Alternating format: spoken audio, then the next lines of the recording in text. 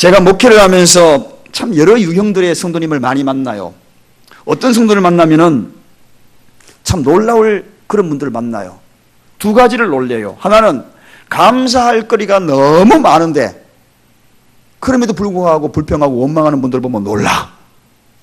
또 어떤 분들은 감사할 것이 전혀 없는데 그럼에도 불구하고 입만 열면 그냥 감사하지요. 그냥 감사하죠. 이런 분들이 계셔. 저는 이 두 가지 때문에 참 놀래요. 여러분은 어떤 유형입니까? 제가 어떤 유형으로 놀라는 그런 유형인가요? 첫 번째인가요? 두 번째인가요? 제가 어제 우리 교회 성도님 한 분과 통화를 했어요. 그분의 어머니가 다쳐가지고 지금 시골로 내려가는 상황이라고 전화를 하니까 차 안이래요. 제가 전화를 드렸어요. 저도 모르게 그 성도님에게 이렇게 인사하는 겁니다. 아이고, 왜 자꾸 이런 일이, 힘든 일이 자꾸 있는지 너무 힘드시죠? 그렇게 이야기하니까 여러분, 그 성도님이 어떻게 대답하셨을 것 같아요? 여러분 한번 추측해 보세요. 아이고, 글쎄 목사님, 왜 자꾸 우리 집안에 이런 우환이 있는지, 왜 자꾸 여기 있는지 모르겠어요. 이렇게 대답했을까요? 그런데 정반대였어요. 정반대의 대답을 하셨어요. 뭐라고 대답을 하셨냐 하면, 목사님 너무 감사해요. 우리 어머니 머리 안 다친 것만 해도 감사하죠. 사고 났는데 머리 안 다친 것만 해도 감사하죠. 그저 감사하죠. 그저 감사합니다. 그리고 난 다음에 어머니 지금 어디 계셔요? 제가 예전에 병원에 계시, 그 병원에 먼 게, 거기 누구 계시냐고. 전화 받을 수 있으시냐고. 동생이 거기 있대요. 동생 집사님이 거기 있대요. 그래요. 여러분, 감사하면 보너스를 드리고 싶습니까? 안 드리고 싶습니까? 드리고 싶은 거예요. 감사하는 자에게 항상 하나님이 보너스를 준비하고 있는 거예요. 10명의 문둥병자가 다 고침을 받았지만 한 명이 돌아와서 감사할 때에 예수님이 준비한 특별 보너스가 있었어요. 그게 뭔가요? 구원이라는 보너스였어요. 내 믿음이 너를 구원하였다. 감사할 때 그에게 특별한 보너스가 있었어요. 그래서 저도 그 말씀이 생각나서 어머니하고 통화하고 싶었습니다. 언젠가 한번 뵌 적이 있거든요. 그때 다급하게 찾아가서 손을 잡고 아버지하고 어머니하고 함께 손잡고 기도한 적이 있었어요. 그 성도님의 어머니 영접 기도를 드린 적이 있었거든요. 그렇지만 환경이 금방 영접 기도 한다고 해가지고 금방 예수 믿고 이런 건 아니잖아요. 그래서 전화했지요. 전화해가지고 어머니 바꿔달라고. 그래 어머니가 목소리가 얼마나 밝은지, 저 사랑교회 신병규 목사인데 저 아시겠어요? 아이고 목사님 알지요. 전번에 제가 만났던 분 아닙니까? 예, 그렇습니다. 많이 아프시지요? 그러니까 괜찮아요. 그저 감사하지요. 그러는 거예요.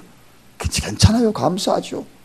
그리고 전화로 기도했습니다. 하나님, 마치 우리 어머니에게 기도하듯 하나님 어머니에게 하나님 평안을 주시고 감사할 수 있는 마음 주시니 감사합니다. 빨리 쾌유하고 가정으로 돌아가서 온 가족이 걱정하지 아니하도록 하나님 빨리 치유케 하여 주옵소서. 그러니까 기도 끝나고 익숙해져 있는 그릇 같으면 아멘이라고 했는데 이분이 기도 끝나고 뭐라고 했겠어요?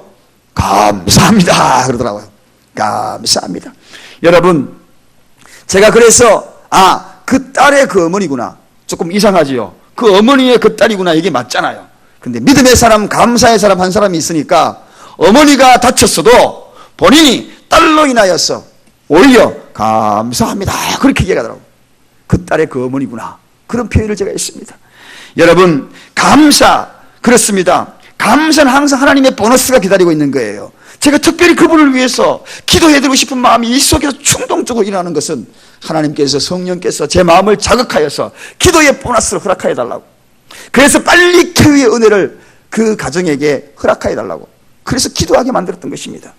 감사는 바로 행복입니다. 매사에 감사하는 사람은 행복을 끌어들이는 능력이 있는 자예요. 그래서 그 감사를 통하여서 행복의 통로를 늘 열어가는 겁니다. 내가 요즘 왜 이렇게 우리 가정이 불행해? 가만히 돌아보셔요. 감사하고 있는지 안 하고 있는지. 화려한 궁전에 살고 있으면서도 늘 불평하고 원망하는 사람이 있는 반면에 어두운 그림자가, 어두운 먹구름이 깔려 있어도 저 멀리 촛불 하나만 발견해도 주님 촛불 주심을 감사합니다. 이런 자에는 하나님께서 특별히 그를 통하여 행복하게 만드는 거예요. 어떤 분은 고리등 같은 집에 살면서도 늘 얼굴 찡그리고 살아가는 사람이 있어요. 불평과 원망이 가득해 얼굴이 꽉 차 있어요. 반면에 개딱지 같은 조그마한 집에 살아도, 개딱지가 뭐냐고요? 제 아내가 설교 끝나고 일부 예배 끝나니까 저에게 묻더라고요. 개딱지가 뭐냐? 개가 무슨 딱지가 있나고. 바닷가에 개 있죠. 개 뚜껑 그 개딱지라 그럽니다. 그런 집에 살아도 감사하는 그 집이 행복하다는 것입니다. 오늘 사도 바울이 바로 그 이야기를 하고 있는 겁니다. 사도 바울이 오늘 본문에서 너무너무 감사하고 있어요. 배고파도 감사, 굶주려도 감사, 고통스러운 감옥에서도 감사, 그리고 골로새서에서 계속 감사 46번이나 감옥에서 지금 감사하고 있는 것입니다. 그러니 그의 마음속에 이 감사를 통하여 감옥에 있음에도 행복감이 젖어 있는 거예요. 자기만 행복감에 젖어 있는 것이 아니라 저 감옥 밖에 있는 골로새 성도들 향하여서도 감사가 넘치게 해라. 너무너무 감사하니 감사가 나는 넘쳐난다. 당신들도 감사가 넘쳐라. 감옥에서 지금 이렇게 이야기하고 있는 것입니다. 처음도 감사요, 끝도 감사요. 그의 삶 전체가 다 감사. 사랑하는 여러분, 어쩌다 생각나서 감사하는 게 아니에요. 그저 감사로 뭉쳐있는 사람이에요. 쿡 찌르면은, 누군가 여러분 쿡 찌르면은 아이고 감사하지. 여러분 누군가 막 흔들어, 쓰러지게 흔들고 떨어지는 열매를 보니까 감사 열매들이 땅에 쭉. 어제 우리 교회 저 대추나무 틀었거든요. 뒤에 주차장에. 오늘 여러분들에게 대추 맛을 보여드리겠습니다. 점심 식사 꼭 하세요. 여러분, 누군가가 대추나무 들치 막 떨어지는 대추알처럼 감사가 줄줄이 떨어져. 감사가 넘치는 사람의 특징입니다. 그럼 어떻게 하면 감사가 넘쳐서 아무리 시험거리 다가와도 흔들어도 찔러도 감사가 줄줄이 떨어질까? 누구에게? 사도 바울을 오늘 보면서 우리가 한번 배워보십시다. 배울 준비 되어 있습니까? 아멘 한번 해보십시다. 배울 준비 되어 있습니까? 그럼 어떻게 하면 감사가 넘치는 자가 되는가? 오늘 본문 1절 다 같이 한번 읽어보겠습니다. 1절 다 같이 읽습니다. 시작. 그러므로 너희가 그리스도 예수를 주로 받았으니 그 안에서 행하라. 여러분 그렇습니다. 예수를 주로 받은 자, 예수를 주인으로 모신 자, 즉 성령이 아니하고서는 누구든지 예수를 주라 시인하지 아니한다 그랬습니다. 성령의 인침을 받은 자, 그 안에서 행할 때 얘는 감사가 넘친다. 한마디로 이야기하면 성령이 충만되면 충만될수록 감사가 넘치다. 성령이 요만큼 고갈된 상태면 감사도 고갈될 것이고, 성령이 충만하면 감사가 넘친다. 여러분, 한마디로 성령 충만할수록 그렇잖아요. 기쁨이 충만해요. 노래가 충만해요. 찬송이 충만해요. 감사가 충만해요. 마음에도 입술에도 그저 감사. 감사에 고갈된 자의 특징이 뭐냐? 성령이 고갈된 거예요. 제가 가끔씩 이야기하죠. 성령은 액체라고. 가만히 있으면 고갈돼요. 그러나 감사하고 성령이 충만하면 끊임없이 흘러 넘치는 거예요. 저는 이번 선교회 마지막 원주민교회에서 성령 충만이 무엇인지를 다시 한번 깨달았어요. 일정에 따라 움직이지만 현장에 도착한 그 시간이 약 2시간 정도 늦게 된 겁니다. 차 안에서 갈 때에 신학생들은 강의를 들으려고 기다리고 있었고, 또 노방전도도 해야 되고, 그리고 공연도 해야 되고, 봉사활동도 해야 되고, 머리도 깎아야 되고, 아니 이 모든 것들을 다 해야 되는데 2시간이 늦게 가면 스케줄대로 시간이 늦어지기씩 된 거예요. 근데 제 마음속에 그런 도전을 주시는 거예요. 하나님, 이 시간 없는데 어떻게 하면 좋죠? 그러니까 성령께서 저에게 감동을 주시기를, 시간이 왜 없느냐? 금식하면 되지. 그러는 거예요.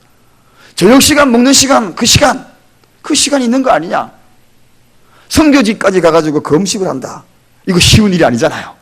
그런데 하나님께서, 성령께서 제 마음에, 아니 금식하면 되지. 그 시간 내에 하면 될 거 아니냐?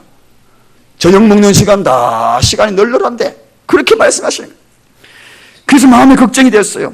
그렇지만 성령께서 그런 도전을 주셨기 때문에 제가 선교사님에게 이야기했습니다. 선교사님, 지금 2시간 늦어졌는데 시간이 우리가 해야 될 일을 하지 못하게 되었는데, 그래서 제 마음에 성령께서 감동 주시기를 저녁 식사하지 말고 신학생들과 함께 금식하면서 제가 말씀을 전하고 싶습니다. 그렇게 얘기하는 거예요.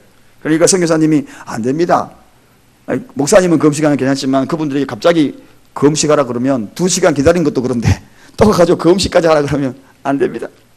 근데 제 마음에 계속해서 금식해라, 금식해라. 하나님이 표정을 보이리라. 금식해라, 표정을 보이리라. 금식해라. 이 마음을 계속 주시는 거예요. 그런데 드디어 2시에 도착할 시간이 4시에 도착한 거예요. 4시에 현장에 도착하니 우리 오늘 선교팀이 가셔서 알겠지만 들어가니까 그들의 얼굴이 어떻습니까? 환하게 빛나고 있잖아요.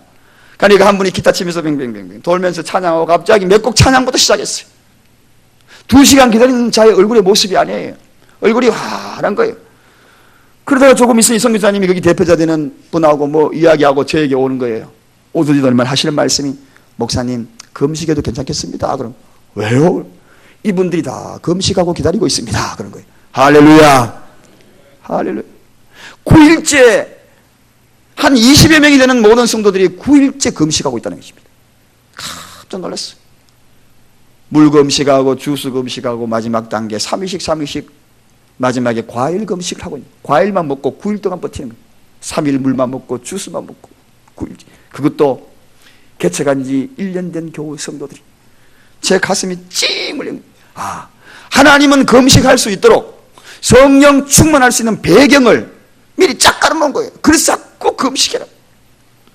사랑하는 여러분, 그날 밤에 제가 복음을 전하는 우리 노방전도팀이 다 안 하고 저는 또 신학생들을 가르치고 시간이 널널히 남았어요. 갔다 와가지고 봉사하고 저녁에 공연하고 모든 시간이 다 남아버렸어. 하나님이 그 시간을 우리에게 허락해 주시더라고. 그리고 그날 밤에 기도할 때 얼마나 뜨거운 역사가 일어나는지, 하나님이 저도 말할 수 없는 그런 뜨거움이, 제 몸이 불똥 같은 뜨거움이 그들에게 임하여 기도할 수 있는 그런 은혜를 허락하여 주시더라고요. 기쁨 충만, 감사 충만. 그래, 그들의 얼굴에는 전부가 감사한 거예요. 너무 감사한 거예요. 사랑하는 여러분, 성령이 충만하면 감사 충만하더라. 오늘 우리에게 그들이 배고픈지도 모르고 또 온 교우들에게 다 금식을 선포했는데, 제가 금식할 때 우리 대원들에게 이야기했죠. 이 교회의 교우들이 다 금식하는데 우리 모두 금식합시다. 모두가 아멘 그러더라고요. 그 아멘 하는 순간 동일시대는 우리 모든 팀원들 다 금식. 여러분, 제가 이때까지 선교, 단기 선교를 정말 수차례 많이 다녀봤지만 선교지에 가가지고 금식한 적이 없었거든요. 그런데 이번에 금식하게 된 거예요. 저는 정말 하나님께서 놀랍게 역사하시는 그 은혜, 성령이 충만한 것, 그 이후로 배가 고파도 감사. 다음날 아침에 우리가 함께 말씀을 나누면서 모두가 다 감사해. 그냥 눈물로 감사해. 여러분, 그렇습니다. 성령이 충만하면 자동적으로 우리에게 감사가 충만해지는 것. 정말 성령의 강한 임재를 경험하는 것은 바로 이 감사의 충만을 통하여 감사가 넘치게 되는 것을 다시 한번 깨닫습니다. 특히 지난번에 5월 달에 제가 제 아내하고 가서 그곳에서 먼저 특강 및 그리고 그곳에서 집회를 했잖아요. 근데 그 집회에 참석한 다른 교회 사람들이 마지막 집회 말미에 이 원주민들이 교회가 없잖아요. 우리가 갔던 마지막 교회도 사역자가 없어요. 그리고 첫 번째 갔던 그 교회도 전도사님이 담임 전도사님으로 하고 계셔요. 세 교회에 들렀는데 그런 현상입니다. 그런데 대만의 십자가들이 잘 보이지 않았어. 전번에 집회 갔을 때 그 목적이 그거였거든. 하나님, 이곳에 사역자를 좀 세웠어. 교회가 세워지기를 원했는데, 그때에 혹시라도 이곳에 앞으로 주의 종이 되기를 결심하시는 분 손들고 하나님 앞에 작정하시기를 원합니다. 제가 그렇게 지난 집회에 했거든. 5분이 손을 번뜩 뜬 거예요. 앞으로 나와서 그분을 특별히 기도했거든. 그런데 이번에 가니까 그 5분이 다 강의받고 신학생이 되었어요. 할렐루야. 그 중에 한 분이 담임 전도사님으로 몇 개월 안 됐는데 그 교회에서 책임자로 그 교회를 맡고 있었다. 모든 성도들이 사역자가 없으니까 작은 미랄들이 심기어지는 것을 보면서 너무너무 감사했어요.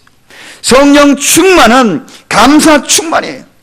기쁨과 노래, 찬양, 감사, 마음과 입술에서 끊어지지 않은 것, 그게 행복지수입니다. 여러분, 성령 충만이 뭐냐? 행복지수예요. 감사 충만이 행복 지수예요. 내 인생의 행복 지수가 극히 낮은 이유는 감사가 끊어집니다. 결과적으로 우리 믿음의 사람에게는 성령이 고갈된 상태라는 것입니다. 누군가 성령 충만 받은 사람의 변화를 이렇게 소개합니다. 첫째는 내 나쁜 버릇이 고쳐진다. 그리고 자기를 조정할 수 있다. 그리고 영적 가치를 소중히 여긴다. 그리고 반대 의견도 수용할 수 있다.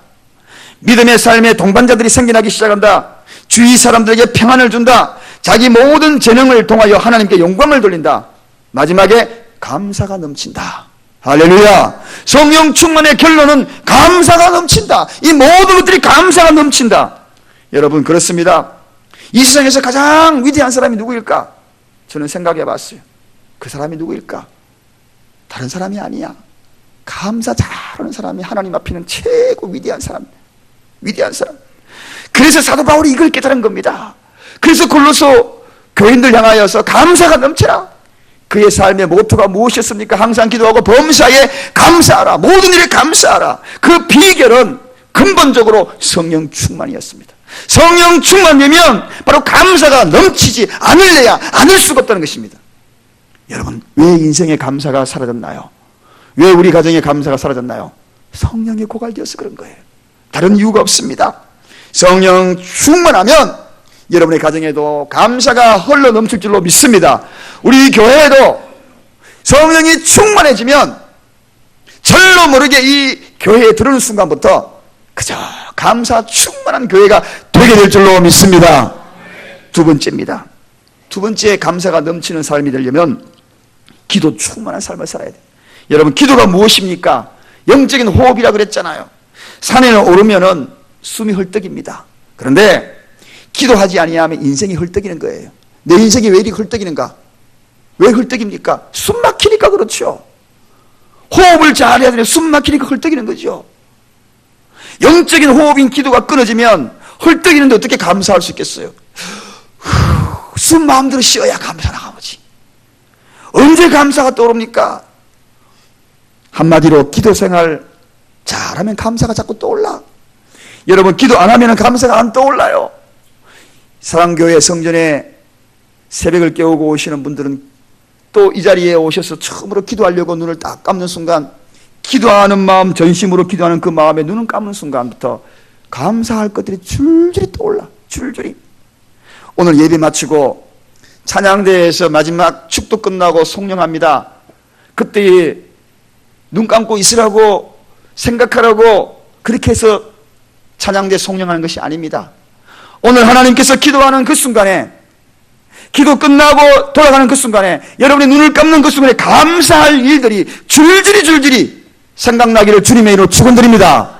그 생각나는 그 감사, 과거의 감사들이 떠오를 뿐만 아니라 그 감사를, 선감사를 하나님 앞에 고백하며 감사할 때 이제 한 주 동안에 감사할 일들이 순차적으로 여러분의 감사의 환경들을 변화시키는 능력이 바로 그 시간에 일어나라고 우리가 눈을 감고 감사를 생각하는 거예요.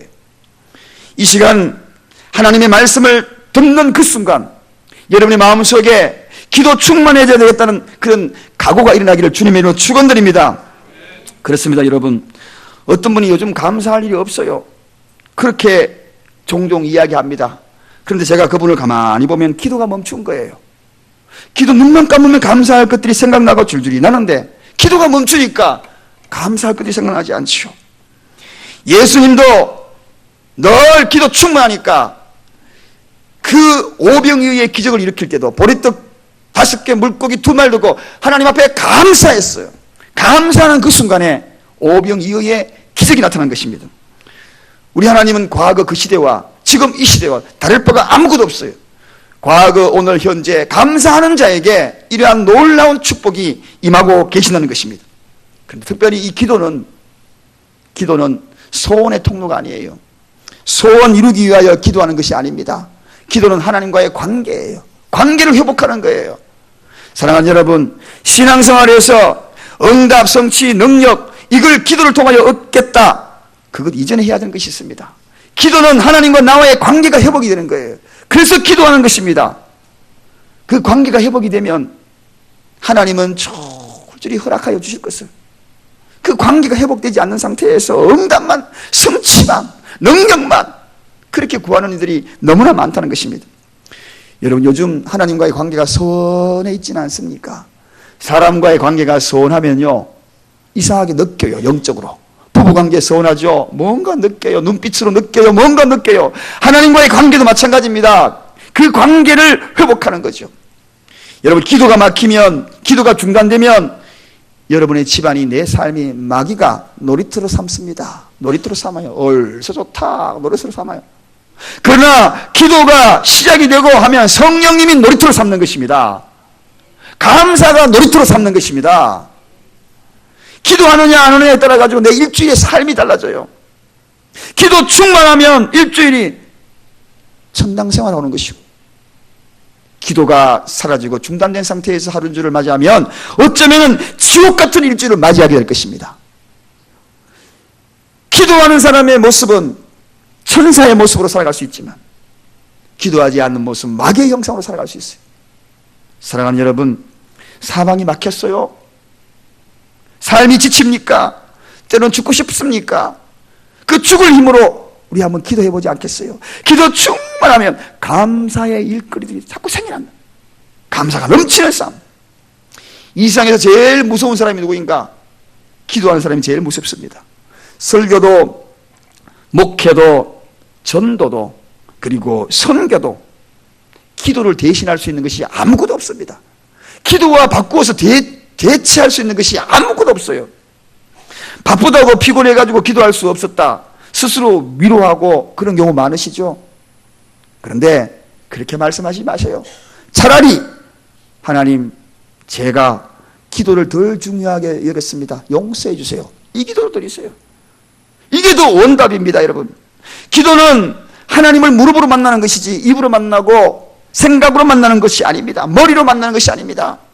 기도는 거룩한 노동이에요. 여러분, 일터에서 일을 하고 난 다음에 노동의 대가를 회사에서 지불해 주지요. 안 지불해 주면은 법적인 소속하고 막 그러지 않습니까? 마찬가지입니다. 기도는 노동이에요. 무슨 노동? 거룩한 노동이에요. 하나님 앞에 거룩한 노동에 그 땀방울 흘리는 하나님이 반드시 보상해 주시는 것입니다. 그것입니다, 여러분. 대화 없는 부자지간, 대화 없는 부부, 단절된 그런 삭막한 위험한 관계가 지속되는 거 싫으시죠? 하나님과의 관계도 마찬가지예요. 기도가 충만하면 감사가 자꾸 생각.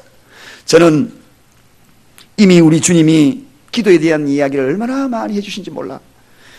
이번에 우리가 단기 선교 갔던 그 대만의 타이완에 복음의 사실 불모지 4% 미만대의 크리스천들. 그런데 금종상 시상식, 우리나라 같으면 대종 연기 대상, 뭐 영화상, 그런 시상식 연말에 하지 않습니까? 한 나무 주연상, 남자 중에서는 최고의 상을 받은 리텐주라는 그 성도가 나무 주연상을 받았어요. 그리고 난 다음에 그가 감사하고 싶다는 거예요. 오늘은 내가 특별한 감사를 하고 싶다는 거예요. 그 특별한 감사가 제 가슴을 울리고 눈물을 나게 했어요. 도대체 어떤 감사인지 영상으로 한번 보여드리겠습니다.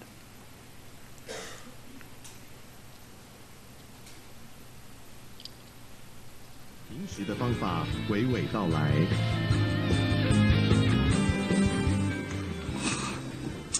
老实说，就一个曾经拿过金钟奖的人来说，试探救我们脱离凶恶，因为国度、权柄、荣耀全是你的，直到永远。阿门。谢谢。 사랑하는 여러분, 이미 주님은 우리에게 수많은 기도를 통하여서, 그 중에서 가장 위대한 주님이 가르치는 기도를 통하여서 기도 충만한 길을 가르쳐 주신 거예요.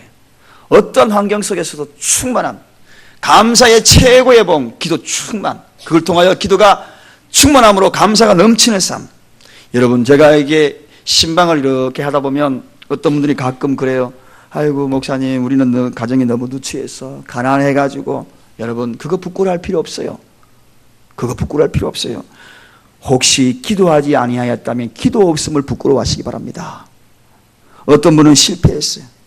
실패해가지고 사업에 실패하고, 어떤 분은 여러 가지 실패하고, 실패한 모습으로 머리를 숙이고 있습니다. 부끄럽습니다. 이렇게 이야기할 분이 계세요. 여러분, 실패한 것이 부끄러운 것이 아닙니다. 기도하지 않은 것이 부끄러운 거예요. 여러분, 목회도 마찬가지예요. 개척을 하고 이렇게 보면은 성도 몇 사람인가 이렇게 물어보면 숫자가 적으면은 어깨도 못 펴요. 머리를 숙이고 있어요. 그게 부끄러운 게 아니에요. 목회자가 기도하지 아니하는 것이 부끄러운 겁니다. 다른 거 아니죠. 우리 가정에 문제가 많대요. 많은 사람들이 우리 가정에 이것도 문제고 저것도 문제고 자식 문제, 남편 문제, 뭐 돈 문제, 얽히고 설키. 그게 부끄러운 거 아니에요. 인생은 고해라 그랬습니다. 인생은 고통과 함께 가는 그러한 바다 물결 같은 거예요.